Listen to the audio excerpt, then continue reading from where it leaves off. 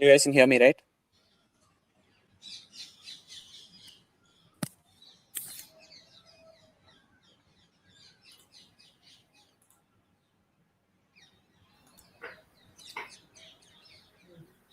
Okay, and we're live. Yeah. So, hello everyone. Greetings from IEEE NITK. Today with us, we have Dibyadarshan Hota, a competitive programmer, an ACM-ICPC regionalist, and who's now working at Google. He's placed at Google. So, we're going to ask him a few questions on, how to, in general, go about DSA interviews. So, okay. Hello, everyone. Yeah. Okay, so we'll start off. Since we have a lot of questions, we'll start off right now. Okay, so Dibyadarshan, could you just give us at a very high level, a very general way of going about answering DSA questions? All right. So normally what happens is when you're given a question, you should first ask for clarifications. This is important because sometimes what happens is that the questions are slightly vague. So asking for a lot of clarification actually reduces it down to something that you are aware of, probably some tree or some graph or some data structure or something of that sort, which you know how to handle. So after asking for clarifications, it's a good idea to give out a brute force solution. A brute force solution can have any complexity. It can be an exponential algorithm as well. But do make sure that after stating the brute force, you give out the time complexity and the space complexity of it. Be a bit careful while giving the space complexity. Like, for instance, if you're doing something like DFS, you have to count the memory which the internal stack uses. So yeah, you have to consider all of those things and give out the space and time complexity. After that, you should give out a very rough, intuitive proof for it. Generally, for brute force approaches, the proof is that you have exhausted all the possibilities. So once you're done with the brute force, then comes the difficult part of the interview. That is where you jump onto the optimal algorithm. So over here, you try out different things and you try to get to the optimal algorithm.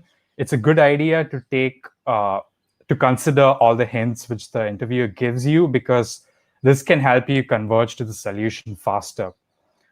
And yeah, once you've given the optimal algorithm, you can probably give out the space and time complexity for it, along with, again, a short proof for it. It doesn't have to be very formal or rigorous in nature. It can be extremely intuitive in nature. And once you're done with the optimal algorithm as well, you can go ahead with coding it.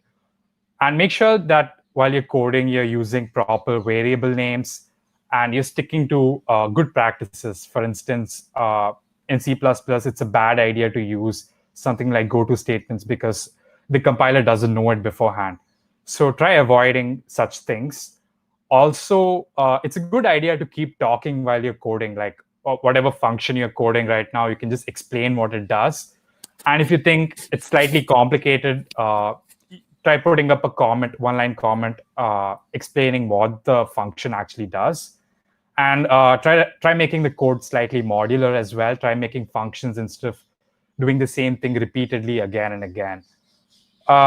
Yeah, so once you're done coding it, do dry run for a very short test case, just to make sure that you haven't made any errors in program and typing out the code.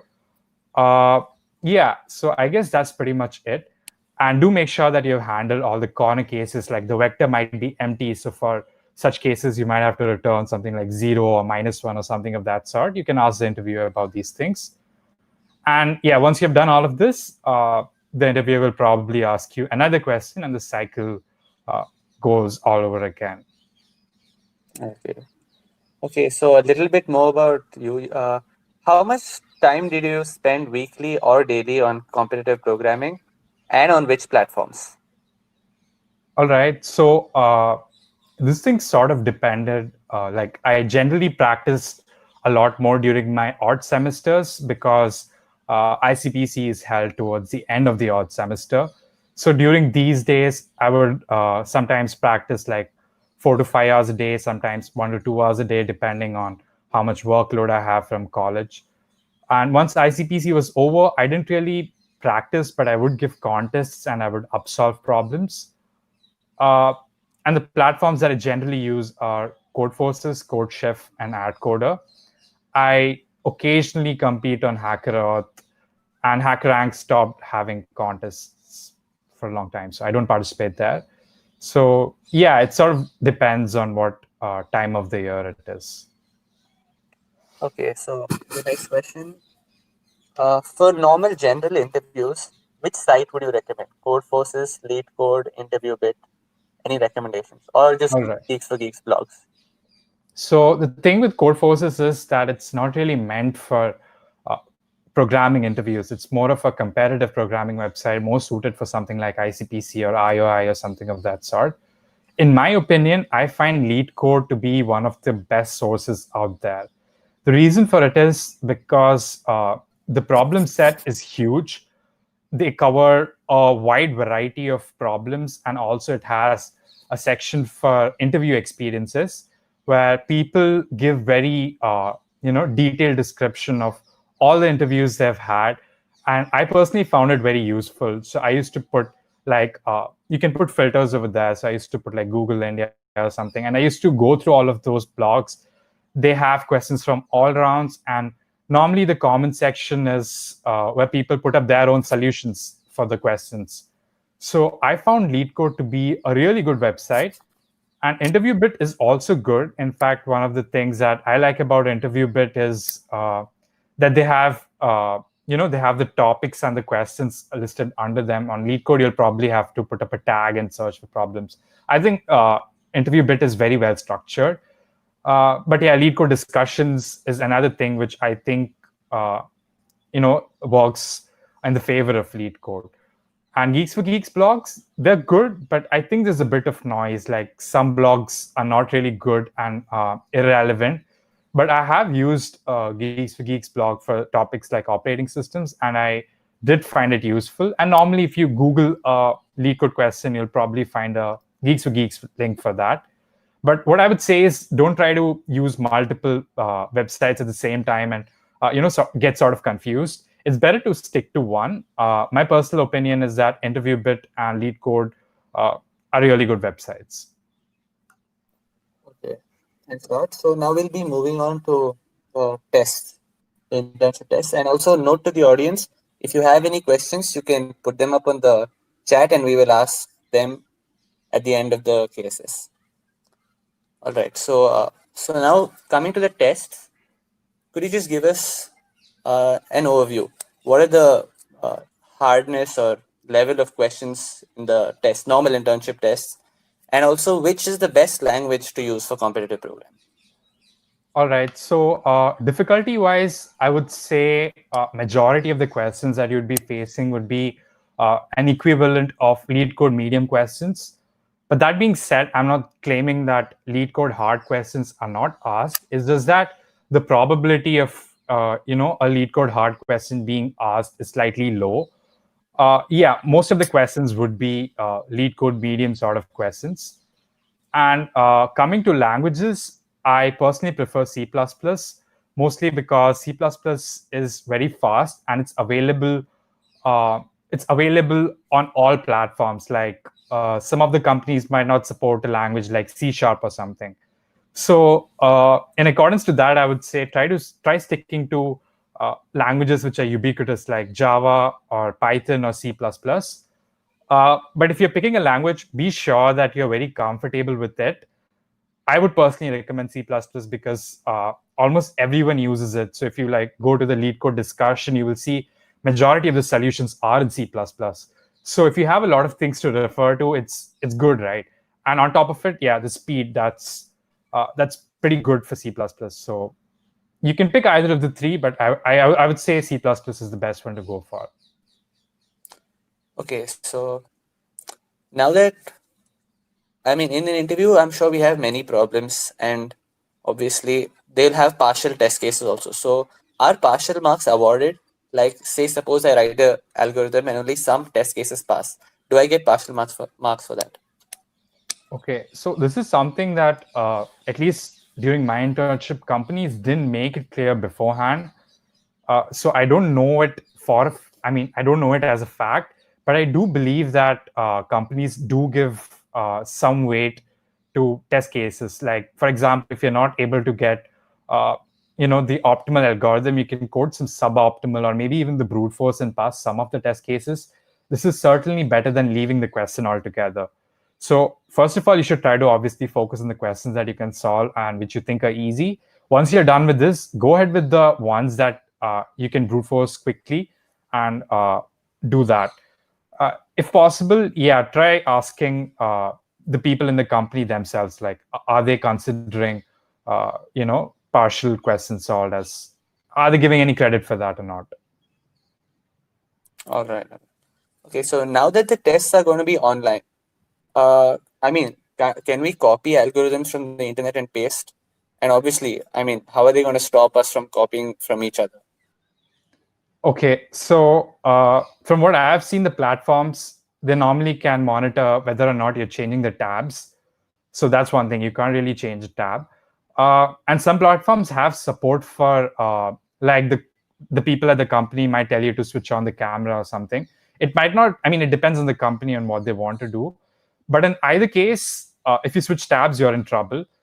I mean, yeah, people might cheat, but the point is, in a normal programming contest, for example, uh, you are allowed to use the internet. You are allowed to make use of any code which was published before the contest started. And yet, it doesn't really help, because if the problems are original, you can't really do much about it.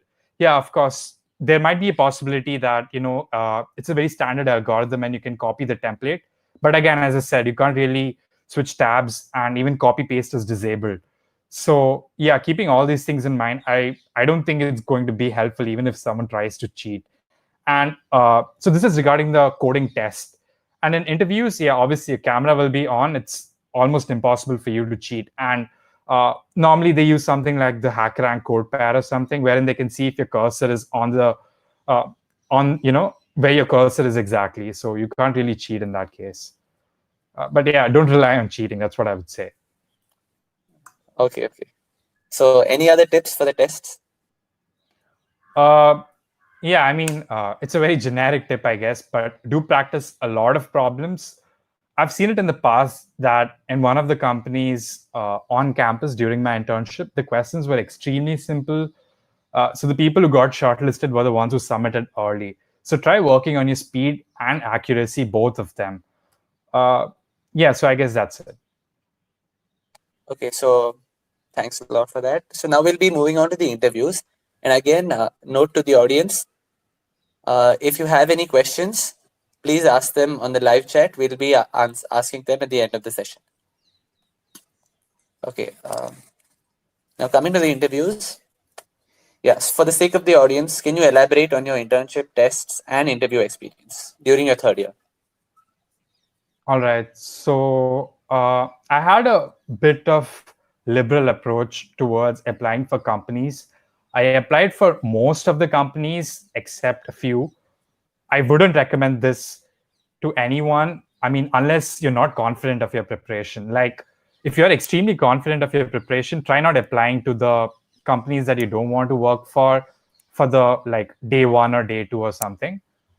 Okay, yeah. So I was quite liberal in applying to companies, and I interviewed with two of them before I finally got an offer from Microsoft. My first interview was with Arcesium. So in that online round, they had two programming questions. One was on dynamic programming on a chessboard, which I would say is sort of medium hard problem. I mean, if you've practiced a lot of problems in dynamic programming, it was pretty straightforward. Like, you don't even have to spend a lot of time figuring out whether it's greedy or what is it exactly. It was pretty straightforward dynamic programming. The second coding question was something to do with arrays. This was an extremely easy problem, which like you can just see and quickly figure out that it was an extremely simple problem. Apart from these two, Cesium had questions, quantitative aptitude sort of questions like profit loss and pipes and cisterns. Like, a pipe can fill a bucket in like 10 minutes. Other one can empty it in so many minutes. So how much time will it take to fill it completely, or something of that sort. Basically, you don't need to practice all of these things. These are pretty generic math problems. So after the online round, the coding test, I think it was for 1 hour or 1.5 hours or something. I was selected. I had 2 rounds of interviews. In the first round, I was asked some questions based on operating systems. For instance, I remember a few of the questions. One was, what is the difference between a thread and a process? Another one was something pertaining to virtual memory. Then she moved on to some object-oriented programming questions, but that was in Java. So I told her I don't really know Java very well. And then it moved on to data structures and algorithms. In data structures and algorithms, they gave really simple problems. I think mine was, how do you merge two sorted arrays? So yeah, all of that went really well. I made it through the first round. And then the next day I had my second round. In my second round, I had a question, like I had to make a class to have, all the functions of a stack, like size, push, pop, or whatever, empty, all those things using a linked list. Again, I coded that. And then I had another question on, it was something on binary trees. I think, I don't really remember the question. It was something pretty straightforward, which you'll definitely find on Interview, Bit, Geeks for Geeks, Lead Code, anything. So I had just 2 DSA questions, and they asked me a few questions about some of my projects and my resume. And I was done with this interview. And after a while, they called me and they told me I was rejected. So after this, I had, so the other company that I interviewed for was Microsoft. The first round had really simple problems. They had just linked lists. I think 2 of them were linked lists and one was very simple math problem. Again, these were the questions which you'll find in Lead Code, Interview Bit, almost anywhere. And after this, we had something called the group fly round, which I don't think is relevant because none of you are going to have it this year. In this, we basically had to write down code on a piece of paper. And this round is pretty random, it's extremely random. So I don't think that's really relevant right now. Following this, we had, I had 2 rounds of interviews. In my first round, I was asked one question, which was extremely vague to begin with. But as I had told, you should ask a lot of questions to reduce it down to something you know. So I was sort of, scared when I heard the question. Once I asked a lot of questions, it basically reduced to a pretty straightforward disjoint set union, commonly known as DSU problem. So after this one DSA question, they asked me something about hashing, like how do you implement your own hash map? I gave a pretty, it didn't last for long. So I just told them whatever I knew about it. And then they moved on to operating systems. Again, they asked me questions on virtual memory. Virtual memory is a very important topic. I would highly recommend you guys to go through it. Geeks for Geeks would probably suffice, go through paging and all those things. I think that was it in this round. Following that round, I had a round with a pretty senior person at Microsoft. He asked me some really open-ended problems based on my internship, which clearly didn't have any answer. It was a pretty open-ended problem. Then following that, he asked me what all courses I have taken. I told him some of the courses that I've taken. Then he asked me a question based on, when I mentioned theory of computation, he asked me a question on finite state automata. It was pretty straightforward again. I think that was it. And after these 2 interviews, I had an offer with me. So these are the only 2 companies I had to interview with before I got an offer. Okay, so now coming to the interview itself, suppose the interviewer asked me about an algorithm, and will he ask me to code it or write pseudocode, or how exactly will it? Okay, so normally when they give a question, they don't tell you code this algorithm. It's generally, it's some sort of a question which reduces to some combination or probably some straightforward algorithm. And when you code it, you should always write a code which you can compile. You should not write pseudocode. In fact, in one of the virtual interviews that I had with DShaw, my code was they actually ran the code against some test cases on HackerRank code pair.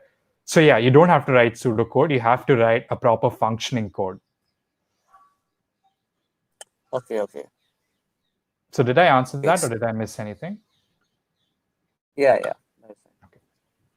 Now, the next thing is when I talk about like any short forms used in CP, like say DSU, which is the disjoint set union. Should I assume that the interviewer knows about these short forms, or should I explain each and every data structure and algorithm clearly, how it works, and what are the test cases it works for, what it doesn't for? All right. So normally, when an interviewer asks you a question, he or she has asked the same question to a lot of candidates before you. So it's very likely that they do know what you're talking about. But still, I would say for the uh, it might happen that it's very improbable, but still, it might happen that they haven't heard of this solution before. So yeah, I don't think it takes a lot of effort to actually expand on abbreviations. Like instead of saying DSC, you can just call it disjoint set union. And you can just ask them, should I code out the DAC, or can I just write the function like union and merge and leave it over there? And they'll be there to guide you. They'll tell you, no, you write down the function for this thing. Sometimes they might tell you, no, it's all right, you can just skip this part. So what I would say is don't use abbreviations just for the sake of it. Use full forms. And if you are in doubt, like whether or not you should do something, you can just ask them. Normally, they're pretty friendly, and they'll tell you whether or not they want you to do it. So that's the way you should go about it. Okay, so next question is, so what do you think will change now that the interviews are going to be online because of the virus situation? And again, don't you think it'll be easy to copy? And will they ask you to say write code on Google Docs, or will they have their own platforms?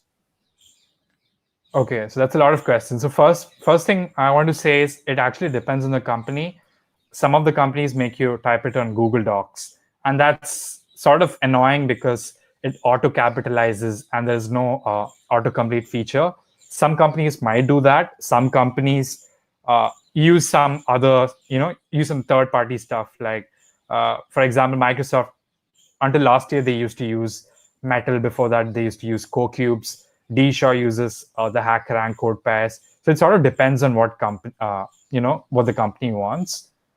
What are the other things that you asked? Yeah. So the other thing is, okay, how what's should we different? go about? Yeah, what's going to be different this time Okay, now that it's so online? one thing is that it's slightly harder to explain code when the person is, they're virtually. Like normally, you have access to whiteboard or a piece of paper where you can write and explain stuff. So yeah, obviously, this is going to be slightly harder. So to overcome this, I would say that you should practice. You should take a lot of mock interviews on Google Docs. So this will help you, get adjusted to the new changes which are about to come.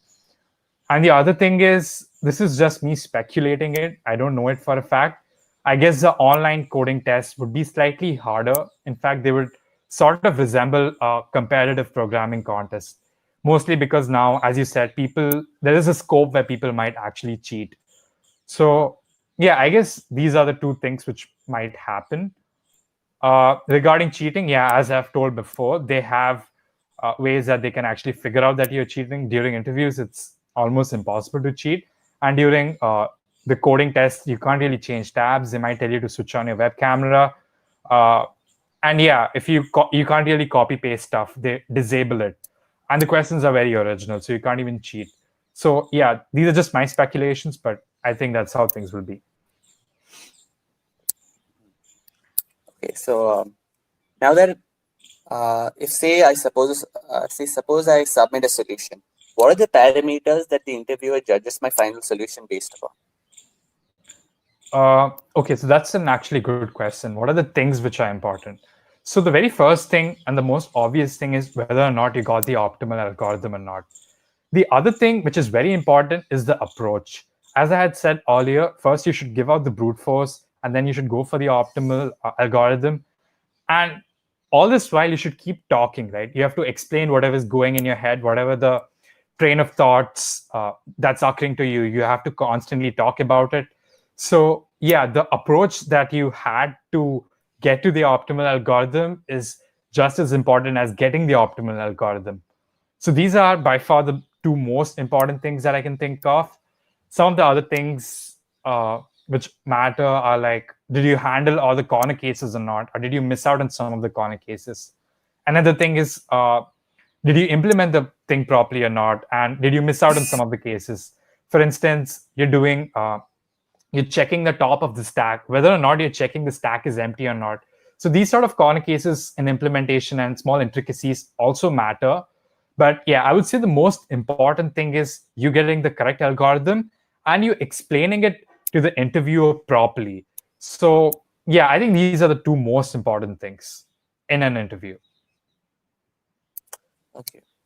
Okay. So now coming to the data structures and algorithms themselves, what do you think are the most important ones for interviews? Data structures and algorithms. Okay.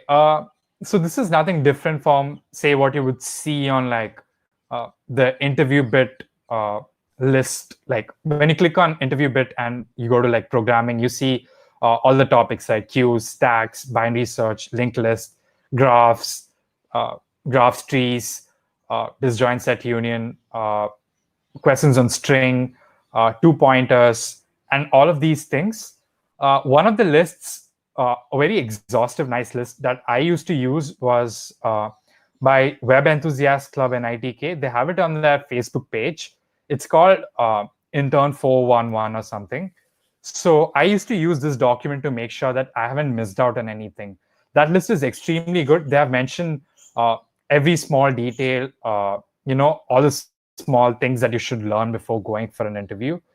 So yeah, I guess that's it. You guys can just Google and find about the Intern 411 document. It's there on the Facebook page. It'll be somewhere at the top, I guess.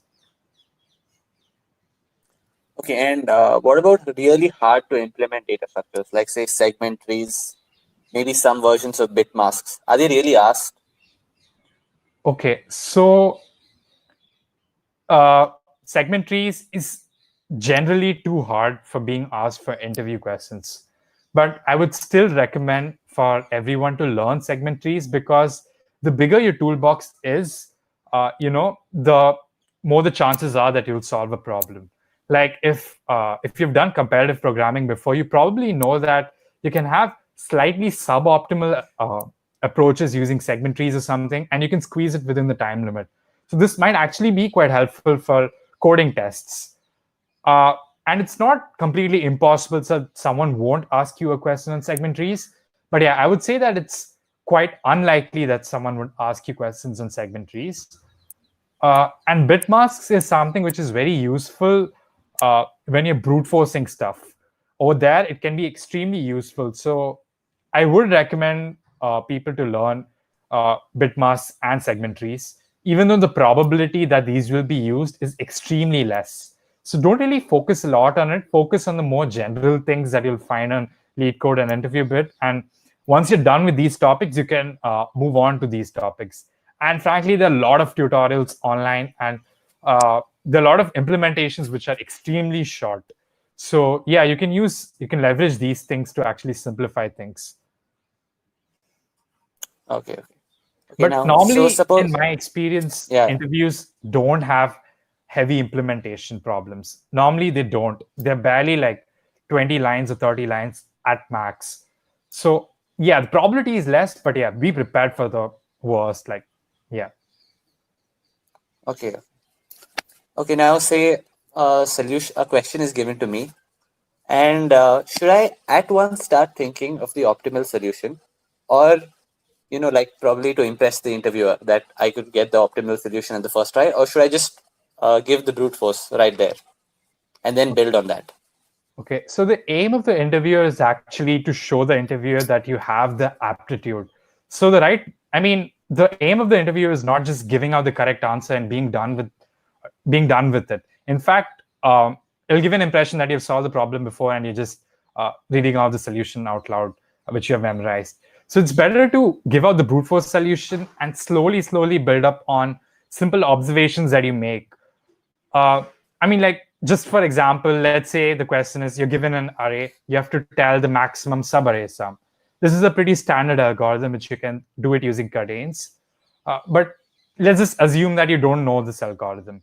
So you can start out like with the brute force is pretty straightforward. You will take all the subarrays, find the sum, and you'll just report the maximum one. So it'll be O of n square or O of n cube, depending on how you implement it. And the space complexity would be O of 1. This is correct because you're exhausting all the possibilities. So now moving on to the optimal one, let's say, what are the things that we can do in an array? So one of the things we can do is we can sort the array. But if you sort the array, you're actually shuffling the indices. So whatever was the optimal subarray in the original array is now sort of shuffled. So there's no way for you to retrieve that data once you sort it. So probably sorting is not the correct way to go about it. So all of these thought processes that you're having, you can just keep talking about it. And all of this will actually create a good impression on the interviewer once they get to see how you're approaching the problem. So yeah, I would say always talk out loud while you're thinking about a problem to give the interviewer an exact idea of what's going on in your mind. This is also helpful because if they know what you're thinking about, they can probably give you tiny hints, which, as I said, can help you converge to the correct solution a bit faster. So yeah, the correct way of going about this is start from the brute force, make small observations, and then converge to the correct solution.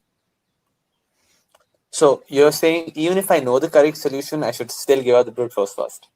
Okay, so the ideal way is if you have already seen the problem, the exact same problem, you should probably tell the interviewer that you have seen the exact same problem. If it's a tiny variation, then it's a new question itself, so you don't really have to say it. And even if you get the optimal algorithm straight away, if you can give the brute force, like some questions, brute force is the optimal way to go about it. So in these cases, you can't really do anything. Otherwise, first give out the brute force solution and then quickly jump onto the optimal one.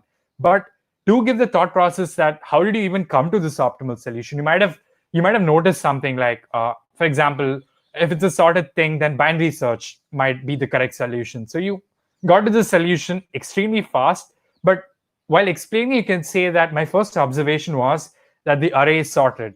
So binary search might be helpful. And then, yes, I realized that, yes, binary search is the way to go about it because the function is monotonic, hence this approach is correct. And then, yeah, you can move on with the time complexity, space complexity, coding, and all of that.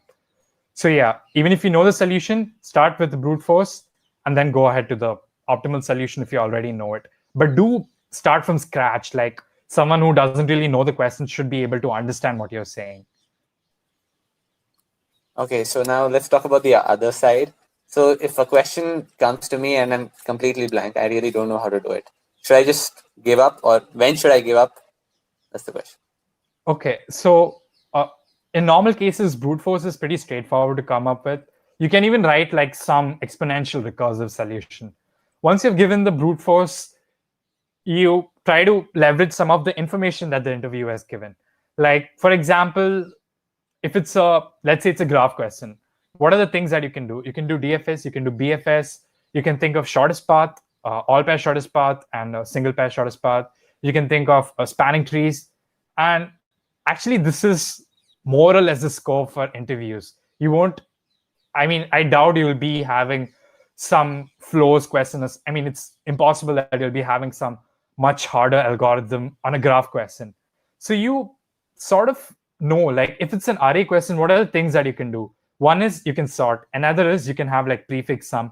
Another thing is you can have like two-pointer approach.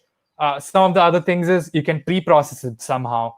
So yeah, try to enumerate on all the things that you have learned and try to leverage certain properties that you can notice from the question. And what you can do is assume that all the values in the array are equal. So what would be the solution for this? And if you're given a tree question, okay, so take it to be an array. An array is a tree, right? A straight path is a tree, right? So try to solve it on simpler cases and try to build it up. And another thing you can do is take smaller examples, try to simulate, whatever you can think of, like simulate the brute force and try to optimize it. So keep trying until you get the solution. And almost every single interviewer would give you some tiny hint here and there. Take those things very, very seriously because those can help you get to the correct solution much faster. But yeah, if they aren't really giving you any hence you're on yourself. You have to keep trying a lot of different things, keep trying on optimizing the brute force solution. And yeah, I guess that's pretty much it. You can't really do anything apart from that. Mm-hmm. Okay, now about the complexity. So suppose I get an algorithm that runs on O of n square, and the optimal solution also is O of n square. However, but many algorithms, they actually differ in their actual runtime. Say suppose the constant of in the complexity is different. And obviously one algorithm would be much more efficient than the other one, like really much more, but the complexity is still the same. So should I try to actually optimize further, not just complexity, and All actually try right. to optimize runtime? Okay, so you're saying like if the two algorithms, both of them have like the same asymptotic complexity, but the constant time, I mean, the runtime is different. So which one you should Yeah, pick? so one is Okay. obviously more optimal than the other. Yeah. So during the coding test, a coding test is basically a program. I mean, it's basically a programming contest, right? So look at the constraints. If you think like if you think the solution that you thought of has high complex, the one with the solution with the with the high constant factor can manage to fit under the time limit, and it's very easy to implement, I would say go ahead with it. But if the constraints are extremely high, you should not consider an algorithm with very high constant factor. So yeah, the coding round is basically a coding contest. So you try to see whether or not you can squeeze it within the time limit and pick the one which is the easiest to implement. So I think that is pretty clear. During the interview, okay, in my experience, mostly what they're looking for is asymptotic complexity. But it might be a good idea to tell your interviewer of both the approaches, and you can tell them that this one has higher constant and this one has lower constant. But yeah, the downside of it is they'll mostly make you code the one which has lower constant, which might be a little harder to implement. But yeah, apart from that, it's always a good idea if you can think of multiple solutions, say both of them to the interviewer. But in coding tests, just try to see what will fit and what will not fit. Like, let's say you have uh, two solutions with n log n, all right? And let's say n value is 10 power 5 and you have 1 second. So using C++, you can very easily fit like 10 power 8 operations per second. So you can even code the one with high constant factor. It doesn't really matter. But if the input size is like, say, 10 power 6 or 10 power 7 or something of that sort, you should probably consider the one with lower constant factor because, yeah, it might not fit under the time limit. But yeah, interviews, you can give out both the approaches to the interviewer. Okay. So now regarding the interviewer, how do I, interact with the interviewer aside from obviously answering the questions and stuff? Okay, so talking to the interviewer can give you a very good idea of what the company actually does. Like for instance, when I used to go for interview, I've gone once. So what I did is I asked like at Google, what they do is during lunchtime they assign an engineer who will be accompanying you for lunch. So you'll be eating with them, and that part is not really graded or something. So you can you can ask whatever you want.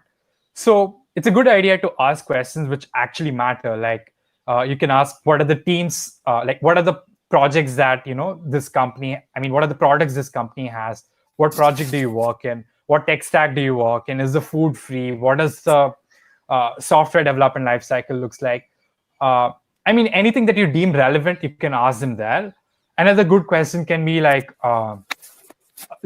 let's say you work in a team right now and you got to know about another team which does something which you think is quite interesting.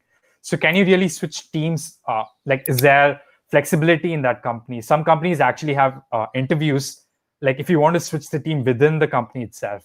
So it sort of depends company to company. But what I would say is, while talking to the interviewers, it's a really good time to get to know more about the company. And once you're done with all of this, you can probably have a chat. You can just ask them what has been their experience in software engineering, how has their journey been in this company, so on and so forth. So yeah, it's a good idea to ask questions which actually matter to you, and then you can go on to like casual chat. All right. So now we'll be moving on to the Google process, interview process. Again, note to the audience, if you have any questions, please ask them on the chat and we'll get them answered at the end of the session. Right. So regarding Google, can you just, for the sake of the audience, elaborate on the entire selection process? All right. So the selection process, I mean, it depends whether you're an intern or an FTE, whether you're a new grad or you're someone who has 2 to 3 years of experience. And it also depends on the site.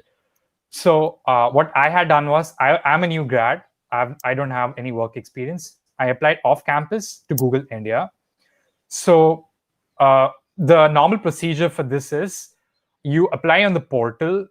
Google has a portal. I think it's called Careers at Google or something. You can just Google, Google Careers. You'll get the page. So I applied on the portal after taking a referral.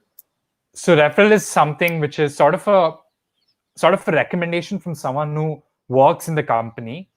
And I would highly encourage anyone who's applying on any portal for any company to take a referral before applying, because there are thousands of candidates applying to the same company, and they'll just reject you. I mean, if your resume is not really stellar and outstanding, they'll probably reject you. But if you have a referral, you have a very high chance of being called for interviews. So yeah, I took a referral and I applied on the portal. The recruiter reached out to me fairly quick. And then in normal cases, first you have your recruiter pre-screen, which is sort of a rapid fire round where the recruiter asks you some really simple questions, like what's the worst case time complexity of quicksort, what's the space complexity of merge sort, and really straightforward questions like these. Normally, from what I've heard, no one really gets rejected in this round. Following the recruiter pre-screen, it's the telephonic interviews. Telephonic interviews, I mean, as the name suggests, it's basically a virtual interview. So these are mostly DSA focused at Google, but I've heard of cases where they ask resume-based stuff. So you might have 1 or multiple rounds of this. And once you're done with all of this, I mean, normally they call you for on-site, but I guess that isn't a possibility this year. So in on-site interviews, for new grads, they have 5 rounds, out of which 4 are entirely based on data structures and algorithms. And one of them is behavioral interview. And these, data structures and algorithm interviews generally have 1 to 2 questions. One of them is almost guaranteed to be a difficult question, and the other one would be a somewhat easy question. Behavioral rounds are they're pretty straightforward and pretty generic. Like, for instance, they had asked me, is diversity a good thing in a team? Why do you think diversity is a good thing in a team? How do you resolve, like, if there's a conflict within your team, like, let's say you can't really decide on, say, a tech stack or something. So how do you resolve if you have some sort of issues within the team? And yeah, pretty generic stuff. I would recommend you guys to actually learn about the STAR approach. It's a commonly used approach for behavioral interviews. So basically, you can break down any problem into 4 things and answer the questions. So yeah, once you're done with 4 rounds of DSA, once you're done with the recruiter pre-screen, telephonic interviews, 4 rounds of DSA, 1 round of behavioral, you're called, you're basically done with the process. But what happens is they take all of the data that they have generated, like all of the responses, all of the codes that you've written, and goes for something called the hiring committee. So basically, you have no control over it. There are a lot of senior people at Google who review all of this, and then finally your team and your offer is finalized. So it's quite possible that you do decently well in the interviews, but you might get rejected in the hiring committee. So yeah, writing codes properly, it's very important, I would say. And yeah, for on-campus, the difference might be fairly small. So basically, you'll be skipping through the recruiter pre-screen and the telephonic interviews. So you'll be directly jumping to the on-site interviews, and then you'll be having your hiring committee stuff. And I don't think you have to apply on a portal. I think you have to give out your resumes to the CDC. I'm not very sure of it, but yeah, that's roughly what the procedure should look like.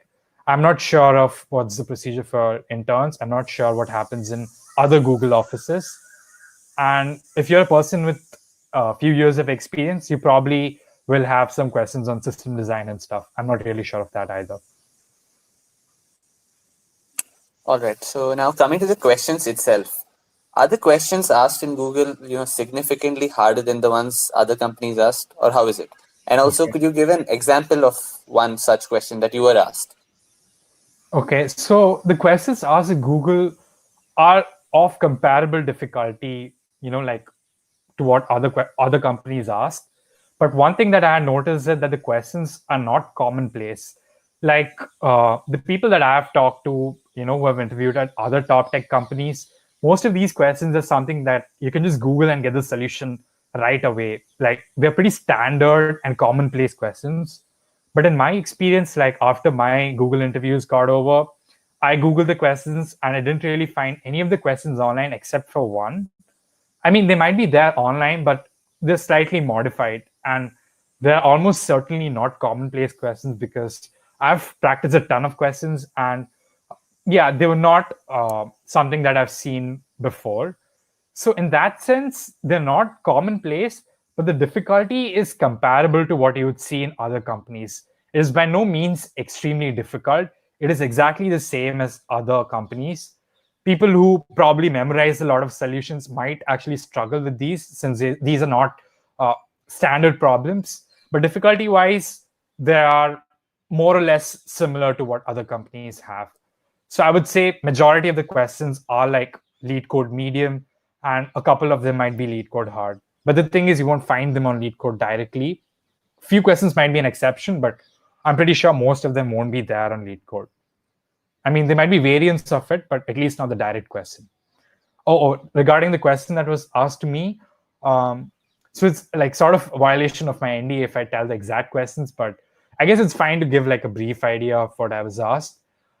So for instance, in my first round, which was, I would say, a fairly easy round, I was asked a question which basically started off with like the interview started off with crawlers and how the crawlers index pages for search engine optimization and stuff. So it started off really vague, but it essentially reduced down to a tree question. And then he asked me a bunch of tree questions. And I think like one of the hardest ones would be I was asked to tell the largest k values in a tree. So the brute force is just do DFS, take all the values, sort it, and print the k values, right? That's n log n with, I mean, some additional complexity for an array, of complexity. But the optimal approach for this was that while you're doing a DFS, you basically use a fixed size priority queue or a min heap or something of that sort, and you keep popping stuff out as and when it's required. So this will the worst case would be same as n log n, but if k is small, this will be relatively faster. So that's one question that I was asked. Following that, I had my second round was relatively difficult. I had questions on sort of pre-processing plus binary search. It was slightly difficult to see the pre-processing step, and I actually didn't get the solution for a long time until it struck me what I was supposed to do. And that was followed by another follow-up question, which was again binary search, but with coordinate compression. And again, I would say this was hard. I mean, overall, this round was hard.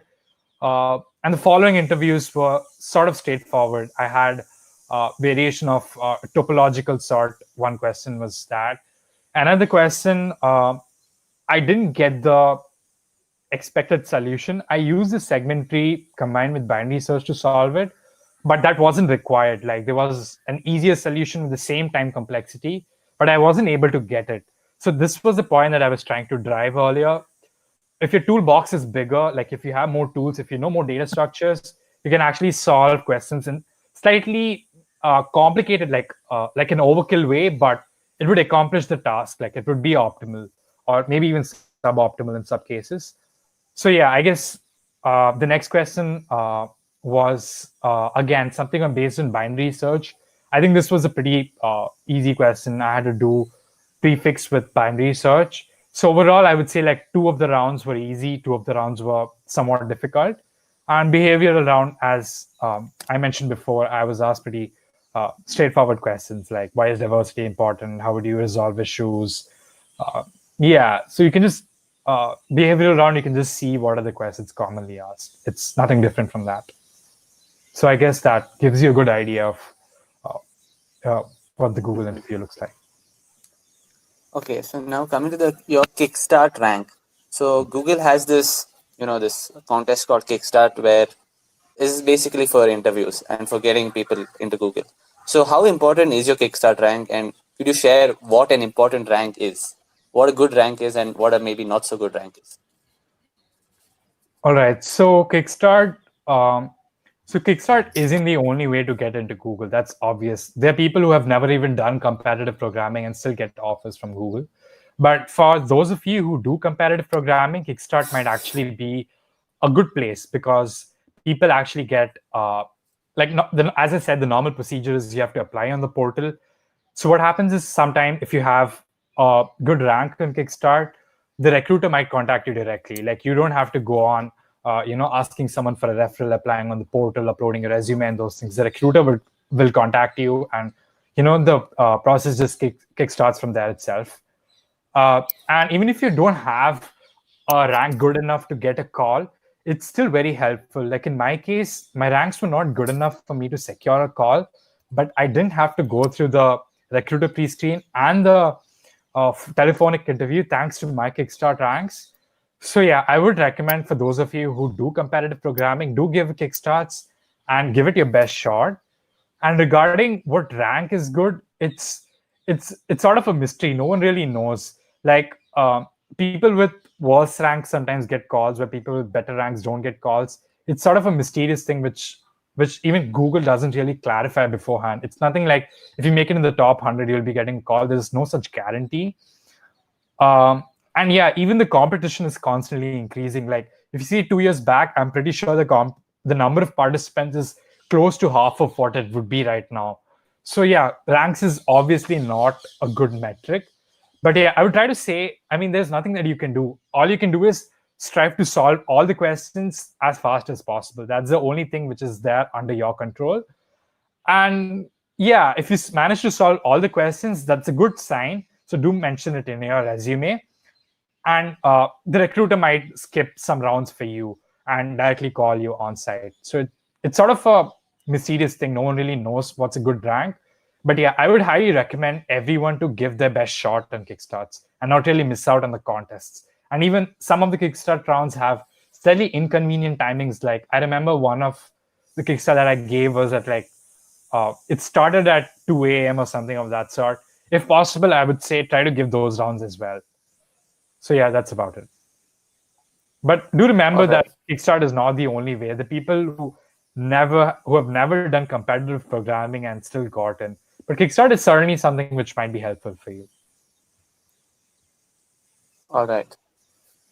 All right. So now regarding what Google looks at, do they look at the other stuff you've done, say your projects? Do they look at your resume, maybe extracurriculars, or do they just solely focus on CP during the entire interview and the test too?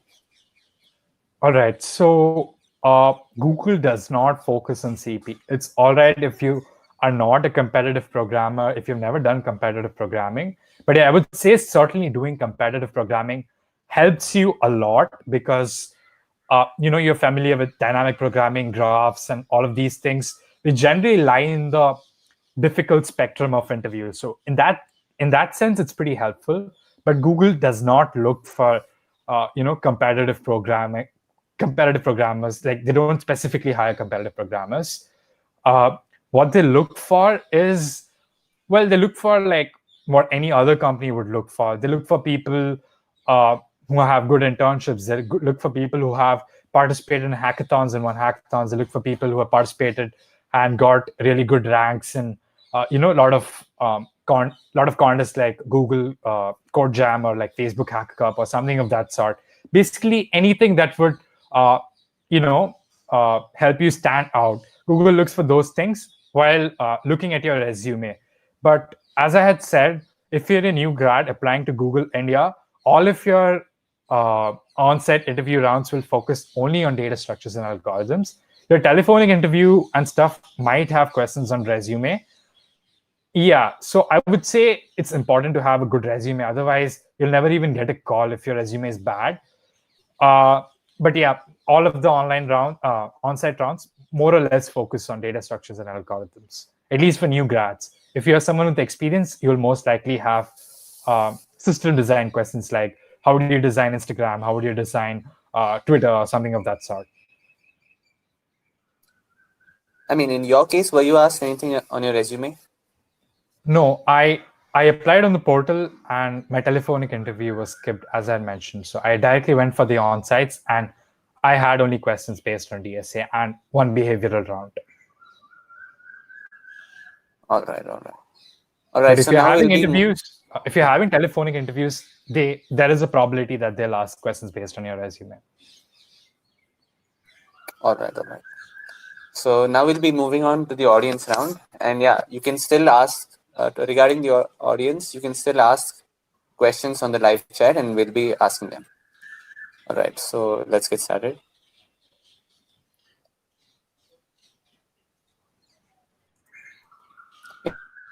Yeah, so I think many of them are repeated. So CodeChef versus Codeforces, which is better? Technical Elon Musk asks. Oh, okay. Hello, technical Elon Musk. What I would say is the CodeChef, especially the long challenges, they are slightly implementation based. On the other hand, the recent trends, and in fact, Codeforces has always been more about getting the correct idea rather than long implementation. But talking about something like the short formats in CodeChef, they generally have slightly higher gradient. Like the first few questions are extremely simple, and then the difficulty is too high. But apart from that, the short contests in Codeforces and CodeChef are more or less similar. And in my experience, Codeforces might be a better platform to practice from because there are hacks enabled and stuff. So people can't really pass on inefficient or incorrect codes. On the other hand, I have done it before, so I know it. You can actually pass incorrect solutions on CodeChef because the test cases aren't really strong. But yeah, things are changing. The new admins are really working hard on it. So, and the last two CodeChef rounds that I've participated in, they're just as good as Codeforces rounds. So yeah, things are changing, but it's my personal preference that Codeforces is better.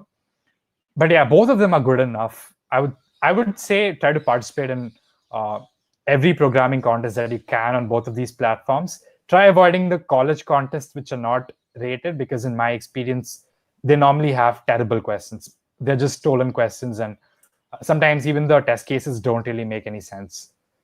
And try avoiding platforms like Hacker Earth because even their problems are pretty bad. All right, all right. All right, so Naveen Yadav asks, how many DP questions one should do to crack a FANG test? FANG is obviously Facebook, Amazon. Yeah. Yeah, you know that. Okay. Hello, Naveen. Yeah, I understand the fact that dynamic programming is a really difficult topic.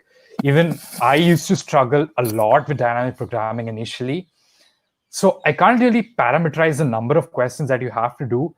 But what I can say for certainly is that if you practice like 40 to 50 questions on I generally practice on Codeforces. Like what you can do is you can set the filter and you can practice questions based on that. So I would say try to practice questions which are slightly like, let's say your rating is 1500. So you can try practicing questions like 1600 or maybe even 1700. So try to practice a lot of questions. It takes patience, but at one point of time, you will eventually get a grasp of easy dynamic programming questions. I mean, dynamic programming in itself is a huge thing. Even like I've tried learning a lot of variants of dynamic programming, and I'm not aware of all of them. I haven't even heard of all the names. But sticking to the interview, since you've asked for FANG, I would say like doing like 30 to 40 questions will probably give you an extremely good idea, and you'll be able to approach any question in interviews, I would say. All right, so next question is by Kushal Mondar. He asks AVL or RB tree? I think AVL is the aviar tree and RB tree is the red black tree. Yeah, so I think RB tree has a lower constant than AVL tree, but in my personal experience, RB tree is extremely hard to implement as compared to AVL tree. And again, I'm saying that they normally will never ask you to code something which is, which is implementation heavy. It's very unlikely that someone's going to tell you in an interview implement AVL tree, AVL or RB tree, anything of that sort. And normally, if you think you need AVL tree or RB tree, do remember that all the STL containers are uh, internally implemented using these data structures. So you can probably just leverage these STL containers instead of writing your own custom stuff. It's extremely unlikely that someone's going to ask you. But yeah, if you want to, if you want to learn, obviously you should learn both. But I personally feel AVL is much easier to code than arbitrary. But again, arbitrary has slightly lower constant than AVL tree. But I think the asymptotic complexity is more or less the same. All right. So the next one is by Abhishek Patil. How much importance do your projects have for internships specifically? All right. So they are important because normally most of the companies will have a round wherein they go through your projects and they ask questions related to your project and they tell you to explain any project that you like out of your resume. So that is, of course, important. But in the hindsight, I would say you would have noticed that all of your friends have more or less the same projects. Like without even looking at your resume, I can say if you are from computer science and ITK, you probably have one project based on your this thing, the that thing you might have, the compiler that you might have implemented. You might have, the operating system that you might have simulated. Another project you probably might have is the compiler project, a mini C compiler or something. So a lot of your friends will be having very, very, very similar projects. And it becomes a metric which is hard to judge. So mostly the companies stick to normal data structures and algorithms or operating systems or something to actually differentiate between the candidates. So yeah, of course, projects are important, and especially if you're applying off campus, you have to get your project shortlisted. But I feel in on-campus interviews, your knowledge of data structures and algorithms and operating systems is far more important than your projects. In fact, I know some people who had, not so impressive projects and didn't even have prior internships and managed to get really good internships on campus. All right. So next question, Nisarg Shah asks, what is the ideal way to absolve a Codeforces context? Okay, so that's actually a good question. So let's say you gave a question, you might have solved a couple of questions. Let's say you solved A and B and you were not able to solve C. So there can be many cases. Like one might be that you think you're pretty close to the solution, but you didn't really get enough time for it. In such cases, it's a good idea to spend more time on it and try to figure out the solution on your own. And the reason why this is important is once you get the solution for it, you'll actually feel pretty good about yourself. I mean, you'll be sad about the fact that you didn't solve it within the time frame, but you'll actually feel that, oh, I could have done much better than what I actually did. So yeah, first try to solve it on your own if you're close. But if you think you have absolutely no idea of where the problem is going, and if you see that none of your friends have solved it, and even the number of submissions is very low, that probably indicates the fact that it's an extremely difficult problem. So it might be a good idea to check the editorial. So it depends on the problem. I mean, the problem setter. Some of them, what they do is they have hints. Some of them put off the brief solution. So maybe you can try looking at these first and then try thinking on yourself. And finally, if you don't get it, you can have a look at the complete solution. And one thing that I want to stress on is very important is even if you get the solution for a question, like say you solve A, you should still check other solution to A. This is important because I learned a lot of stuff looking at others' codes. So like there might be some C++ feature that you aren't really aware of, and you might be doing the same thing but in slightly longer and in a slightly more inefficient way. So looking at other solution, even though you have solved the problem, is a really good idea. And finally, I want to focus on this thing. It happens a lot on Codeforces that you don't really solve a problem, but you take a guess and you submit and you get an AC and you never have a look at it. In such cases, make sure that after the contest is over, try to find a proof for it. This is very important because Codeforces, a lot of problems are ad hoc, and finding a proof for it will actually help you in future. Like maybe you got away without the proof in this round, and maybe this similar concept is followed in the next round. And since you haven't learned the proof, you might suffer later. So I would say try to prove it even though you guess the solution. So yeah, I guess that's how you should go about upsolving stuff. And try to upsolve like 1 or 2 questions more than what you couldn't solve, unless it's extremely difficult. All right, next question. Stravani Kattasani asks, how should a first year start preparing for the Google or any other good company, like from scratch? Okay, so what I'm going to say might be slightly controversial, but I would say try your hand at competitive programming. Because, I mean, you don't really have to be a competitive programmer to crack programming interviews, but there is undeniably an overlap between the two. So if I were you, I would start doing competitive programming a bit more seriously in first year. And yeah, I mean, don't spend all of your time doing competitive programming. Obviously, try out different avenues which interest you. Try to take on different projects which interest you. Try to take on different, roles of leadership or something within the club or something. All of these contribute to your profile. But yeah, do try doing a lot of competitive programming because it normally increases your aptitude, which is something that almost every company looks for. And it's pretty fun preparing for interviews if you're a strong competitive programmer, because most of the questions would not be like too difficult or too easy for you. Like, for someone who has done only interview prep might struggle on some questions while you might not struggle on it. So yeah, for the first year, that would be, my 2 cents of how you should go about it. All right, so next question, Aditi Gupta asks, how to approach people for referrals? Okay, so approaching people for referrals, from what I've heard, is the best way to do it is LinkedIn. LinkedIn is a huge professional network where you can find people working in all different companies.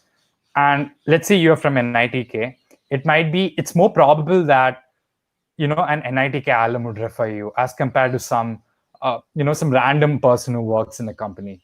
So what I would suggest is that you should have a good LinkedIn profile. You should keep it updated with all sorts of things like your achievements or courses or whatever you've taken.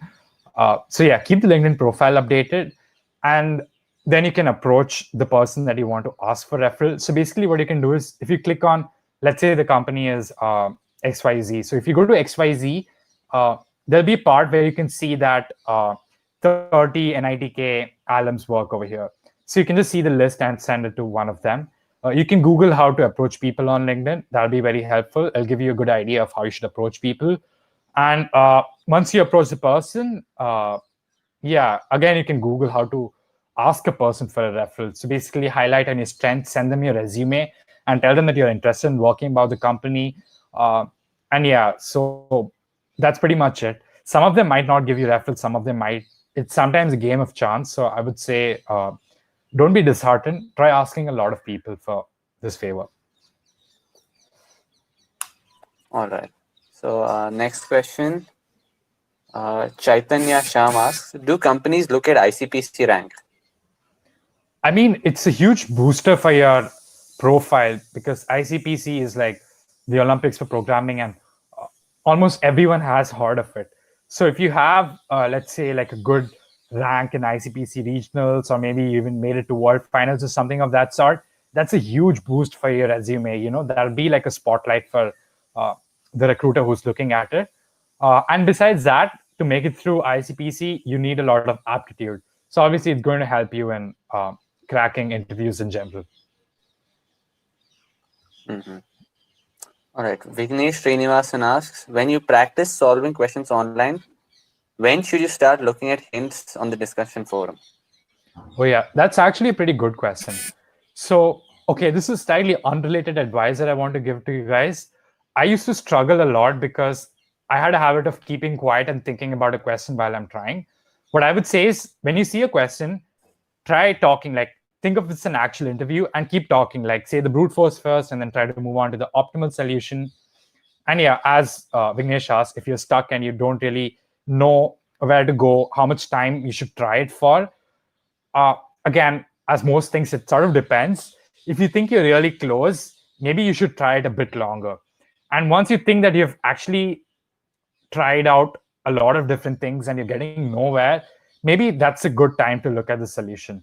But of course, if like your interview is very close, like it's 1 week, 1 week away from now, so you don't really have a lot of time. You can't really afford to spend like 1 hour or 2 hours on every question. So in those cases, you can probably look at the solution after trying it for like half an hour. But if you think it's too difficult and you're getting nowhere, maybe you can look at the solution after 5 or 10 minutes itself. If you think you're close, keep trying. If the interview is close, like it's very close to the current date, maybe try it for like half an hour. Otherwise, you can give yourself like an hour or two. And if you think that you're really, really close, you can probably give yourself a day or so. Okay, so next, Aditya Pasani asks, what is CGPA requirements for different companies for on-campus placement? Okay, so this sort of depends on a lot of different companies. What I'm telling is based on my internship experience. So during my internship, some companies like Uber had like 6-point cutoff, and they were quite liberal. They were taking people from CS, IT, EEE, EC. I'm not sure if they took people from mechanical and stuff, but they probably did. It sort of depends on the company. Some of them are extremely liberal. On the other hand, there are some companies, I think this year, okay, I don't remember a company's name, but that company had 8.5 cutoff. So it sort of depends on the company, but what I have noticed is if you have 8+ GPA, you are quite safe. You'll be eligible for more or less all the companies. If you have 7+ GPA, there'll be few companies that you'll not be eligible for, but it's all right. Having 7+ is still all right. Having below 7 can be slightly troubling because what I've noticed is companies have 7 cutoff. And it also depends on your branch. Some companies have different cutoff for different branches. Like CS might have slightly lower cutoff, IT might have slightly higher cutoff. But yeah, all in all, if you are 7+, it's all right. You don't really have to worry a lot. And the number of companies which actually have 8+ is extremely less. I think like Adobe Research or something which came like 3 years back had some, and NVIDIA was the company which had a pretty high cutoff. But yeah, if you have 8+, nothing to worry about. If you have 7+, that's all good. Below that, you will be eligible for companies, of course, but the number of companies is slightly less, so you might have to resort to off-campus. Okay, so last 4 questions. Yeah, we won't be taking any more questions now. Okay, so the next question is, what about Stranger Things asks, what about non-CSIT guys? Okay, so the thing is, when a lot of companies come on campus, they might have branch restriction. A lot of companies don't, but some of them do. So in such cases, yeah, obviously you can't really do anything. You apply for whatever you can. But here's the catch. When you apply off campus, it sometimes doesn't really matter which branch you're from.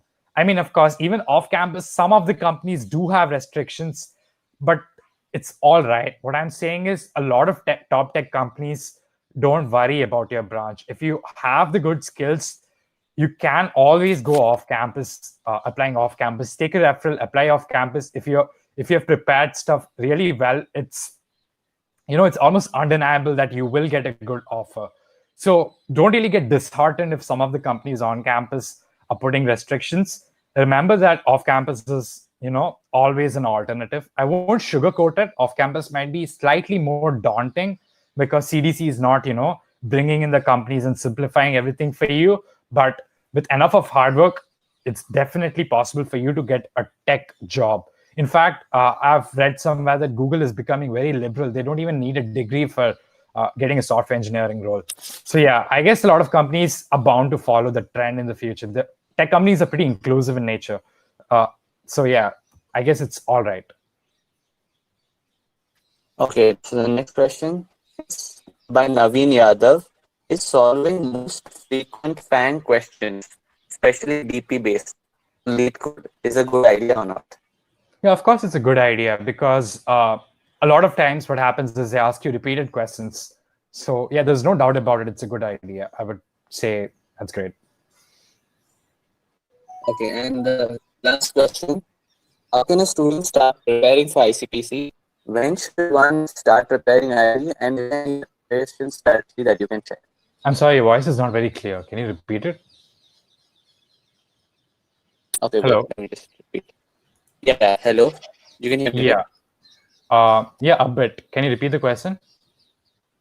Okay, so how can students start preparing for ICPC? And what should be the strategy, basically? All right. So the questions that you see in ICPC are not very different from what you would see on a programming contest. So the best way to do it is, as with everything else, practice a lot of questions on these programming contests. Besides this, what I found is a really good tip is that you can. I'm assuming you're from India, so you go to CodeChef and you can see the last year online contests. You can see the last year uh, regional contests. So you can do team practice with all of your teammates. Like you guys can have like a meets call and you guys can solve it, time yourselves, solve it. And even the Codeforces gym has a lot of contests which are quite suitable for team practice. So what you can do is you can give these contests to find which contests are suitable for team practice. You can probably stalk some of the ICPC teams and have a look at what all contests they have given, along with the team. You can see it in their submissions. So yeah, giving contests, practice last year questions, go to Codeforces gym and practice in those questions. And yeah, recently for India, we have the new regional. So you can practice that question on a Bangladeshi website. I think it's called Code Marshal or something. So you can practice the Asia West continent contest over there as well. So I guess, yeah, just keep practicing. There's nothing that you can do about it other than that.